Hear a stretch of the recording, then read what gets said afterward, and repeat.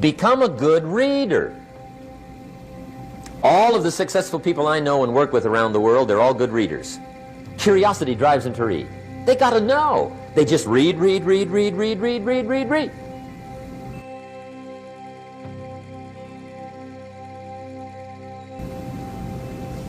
Become a good reader. Now that's my opinion. Listen to the other lecturers and listen to me and make up your own mind. Don't be a follower, be a student. Okay? I say, really, for life change, you got to read. One way to learn is from your own experiences, but another way to learn is from other people's experiences. See, one book might save you 5 years if you read it. Did you know there's books on how to be stronger, more decisive, be a speaker, be a leader, have a better effect on other people, develop your personality? Did you know there's books on that? And people don't read them?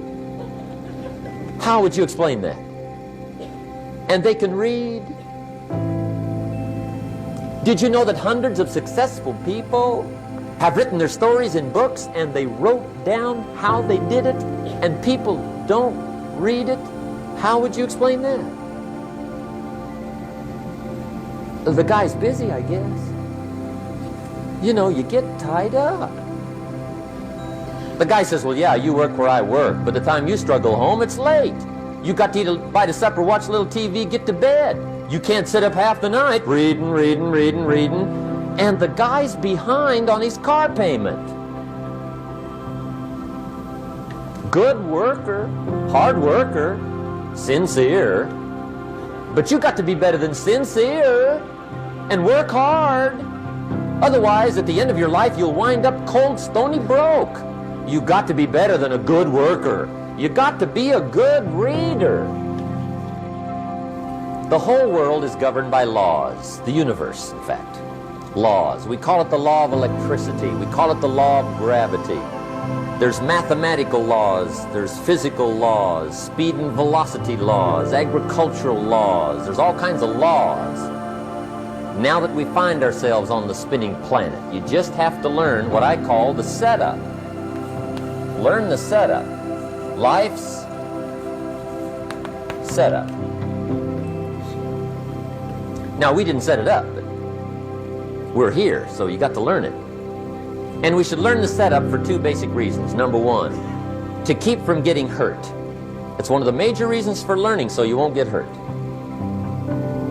See, economically, socially, personally, you can get hurt just not knowing. Ignorance is not bliss. Ignorance is poverty. Ignorance is tragedy. You got to know, or you're going to get hurt. It's good to know not to walk out the 10th-story window. That's excellent information. Now, what if a guy didn't know and he walks out? Now he's dead at the bottom. Somebody says, well, the poor guy didn't know. You gotta know, or you're gonna get hurt. Okay. Now, here's a parenthesis. You don't have to like the setup. I don't ask you to like how it is. That's not what's important. But it is important to learn how it is. Okay, so you don't have to like it, but you should learn it. That's what I tell the kids, right? Make sure you get the information. What you think about it, that's up to you. What you're going to do with it, that'll soon be up to you. But make sure you get it. See, there's nothing worse than being stupid. Nothing. I mean, being broke is bad, but being stupid is awful. And what's really bad is being broke and stupid, right?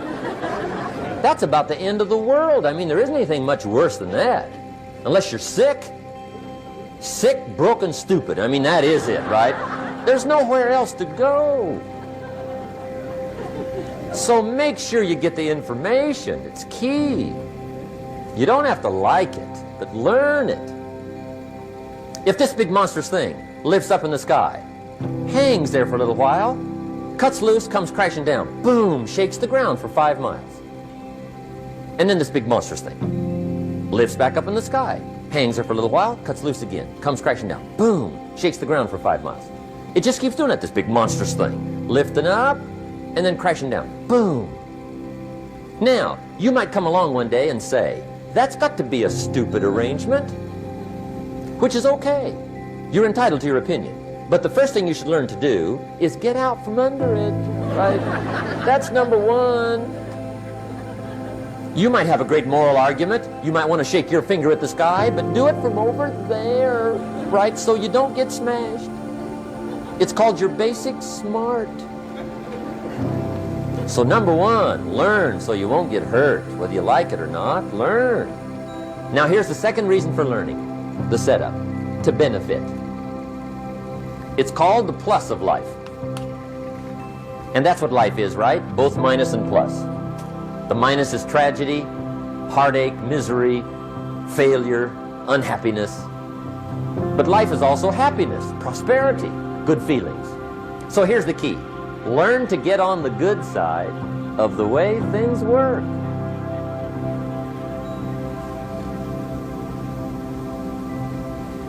Now here's two of the basic laws, and we'll take our break. Shof taught me these. They come from the Bible. Now again, I'm an amateur, okay? When it comes to the Bible, I'm not a pro. So you'll sort of have to take my way of putting it. But here they are. The first one is the law of use. The law of use. And it goes something like this. Whatever you don't use, you lose. Lack of use causes loss.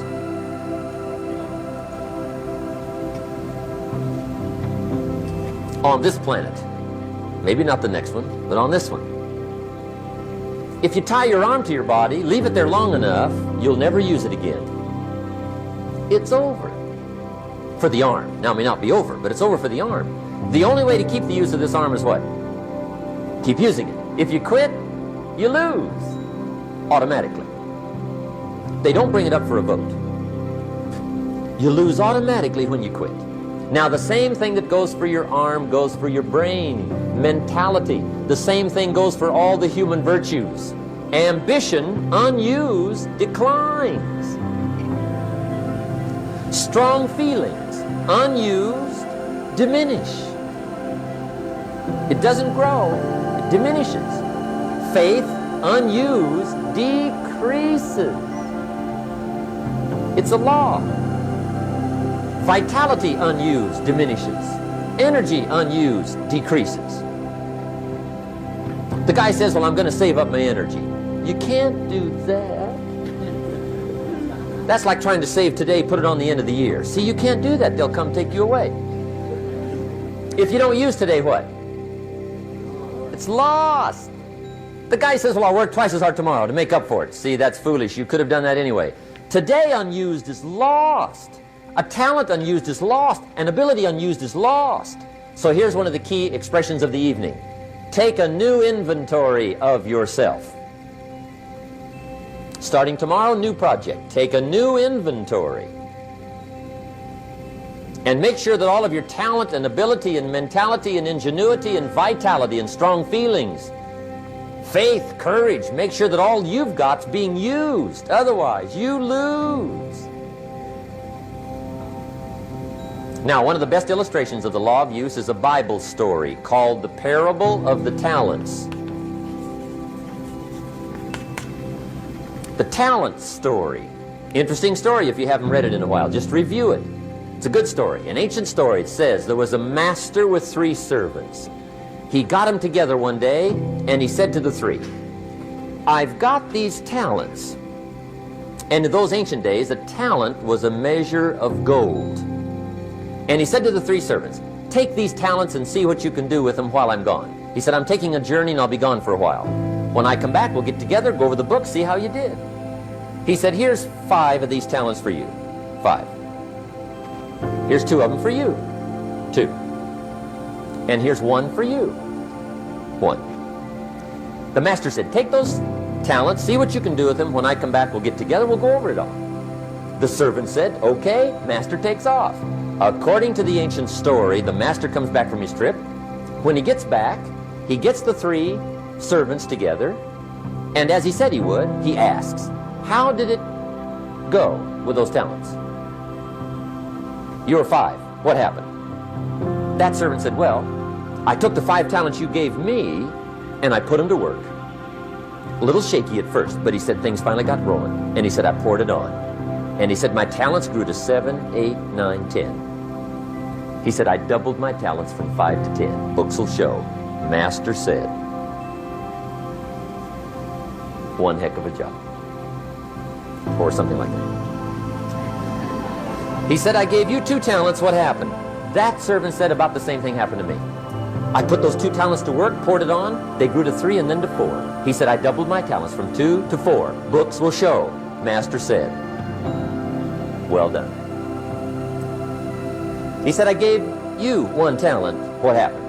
That servant said, well, I took the talents you gave me and I carefully wrapped it and I dug a hole and buried it.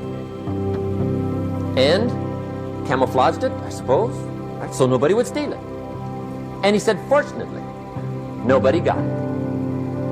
And he said, I knew you were going to be here today, so I dug it up. Here it is, safely wrapped. I did not lose it while you were gone. According to the ancient story, the master said, take that talent away from him and give it to the man that's got 10. Now you might say, well, I don't like that arrangement. The poor guy's only got 1 talent. He's already got 10. It ought to be more even. Remember, I didn't ask you to like it. But this one I would ask you to learn, because it simply means whatever you do not employ, you forfeit. It's a law. So learn well the law of use.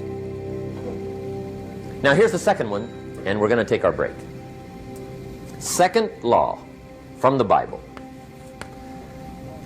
This one we've heard since we were small, I'm sure. It's called the law of sowing and reaping. In fact, we've probably heard it so often we could quote it. It says, whatever you sow, what? You shall reap. Fairly blunt, hopefully clear. Here's my first suggestion on the law of sowing and reaping. Don't try to beat it. You might as well try sitting on the sun in the morning. Keep it from coming up. You'll have better luck. Whatever you sow, you reap. Now, for a fair share of my life, I'm a bit mixed up on how all this applies. Among a lot of things I was mixed up on. I knew I wasn't reaping too good. That I understood. My problem was I was confused about what was causing it. Remember me with the funny list? I thought those are the reasons why it isn't working out well. And then Mr. Schoaf gave me the clue that helped me figure it all out. He said, Mr. Rohn, I have another answer for you. There's another way to quote this law that'll show you where the problem is so you can go to work on it right away. All you need to know is where the problem is, then you can go to work on it. So he quoted me the law another way, and I found out what my problem was. Here's the way you quote the law. Whatever you reap is what you've sown. Now I knew what my problem was. Whatever you reap is what you've sown. If you don't like the crop, who do you look up? Answer, whoever planted it. And where do you find who planted your crop? Answer, in the mirror. What I finally learned to do come fall was to go to the mirror. That's where you go. And if necessary, you say, a few skinny carrots? I got to be unimpressed. Where were you last spring? Asleep? Didn't you read the books? Did you break your hoe? Let me give you 7 key points to the law of sowing and reaping. Let's tick right down through the list of 7, and it'll be break time. 7 points to sowing and reaping. Here's part of the philosophy that really helped me to make some changes in life direction. Number 1, the law of sowing and reaping is negative. That's number one, which simply means if you sow bad, you reap bad. Now this is kind of third grade, but it doesn't hurt to go over the basics. If you plant thistle seeds, you don't get pumpkins. Honest, no use looking for pumpkins. John says, how come no pumpkins? Come on, John. The law's negative. That's how come. Now here's number two. The law's positive. Which simply means if you sow good, you reap good. If you plant pumpkin seeds, you don't get thistles. Not from pumpkin seeds. Mother Nature won't pull tricks on you over in the corner snickering, pushing new thistles and you planting pumpkin seeds. She won't do that. You will get pumpkins from pumpkin seeds, and the reason is because the law is positive. Now here's number three. I got excited when I found out the full dimension of this. See, you do not reap what you sow, but rather you always reap much more than what you sow. So the third key word is more. You don't get back what you put out. You get back much more than what you put out. And it works both positive and negative. On the negative side, it said, if you sow to the wind, you reap the whirlwind. So you've got to get ready for that, or you will be naive. See, anybody can, whether you will or not. See, that's the question. And here's a good question to ask. We are all buying somebody's plan. The question is, whose? Who's got you talked into doing what you're doing? Who's got you talked into your present plan? See, 10 years from now, you will surely arrive. The question is, where? But see, anybody, if you want to, can go searching for a good plan, pick it, and start working it. And sure enough, as the time passes, as it surely will, 5 years from now, 10 years from now, then you'll be winding up wearing what you want to wear, driving what you want to drive, living where you want to live, become what you want to become. But now's the time to fix the next 10 years. And who can? Anybody. Here's number 6. The sixth key to sowing and reaping. This is leveling with you now, as we promised to do. There's one thing better than the truth, and that's the whole truth. And here's part of the whole truth of the law of sowing and reaping. Number 6 is, you could lose. There are times when you just lose, no matter what you do. It's that kind of planet. You reap what you sow, yes, but... What does that mean, yes, but? Well, the farmer plants his crop in the spring, takes care of it all summer, loves his family, works 10, 12 hours a day, 6, 7 days a week, is an honorable man. Come fall, he's got a beautiful crop, and he deserves every bit of it. But the day before he sends the combines into the field, a hailstorm comes along and beats it all in the ground, which means you lose.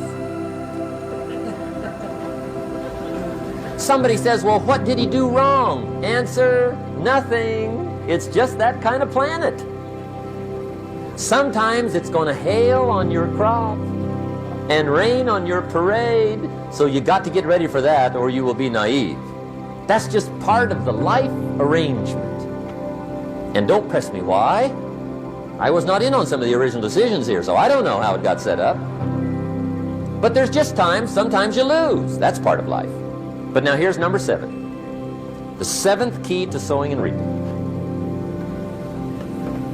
And it goes like this. It's just another way to quote the same law. And it goes like this. If you don't sow, that's just another way to quote the law. If you don't sow, what? You don't reap. You don't even have a chance. So if you looked at your game plan tomorrow, you might come to the quick conclusion, I got to get some sowing going. How true. Get you some sowing going. And remember, you've got plenty of time. You've got all the time there is. Some people spend enough TV time to make a fortune.